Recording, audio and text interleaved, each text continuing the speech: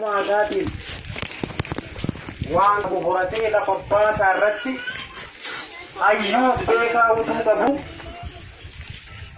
qabsoo Oromiyaa bilisoomsitu qofa utuu hin taane qabsoo idil addunyaa irratti siyaasa addunyaatiin qaroomee fi gama siyaas-dinagdeetiin mirkanaa'e tokko qabsiisuuf jecha rakkooleen garaagaraa isa mudataa turanidha.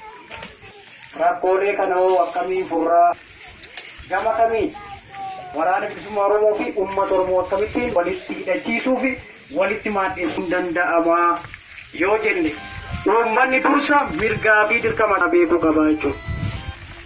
Barnoota siyaasaa isiniif kennuuf miti.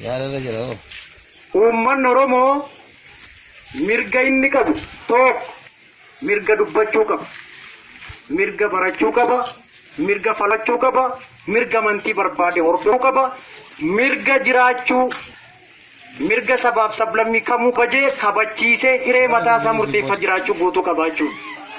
Kanaaf ati wallaanaadha anatu sii beeka, ati dadhabaadha anatu cimaadha, ati albaadeessa anatu gootadha, ati sagaaturaadha anatu qulqulluudha. Anaaf harree ta'e sitti waaqee addaan nurraa hafuu qaba. Hireen Oromoo mirkanaa'uu qaba. Hireen Oromoo walabummaa fi mirgoota namummaaf dimokiraatiin kabajaa guutuu qabaachuu qaba.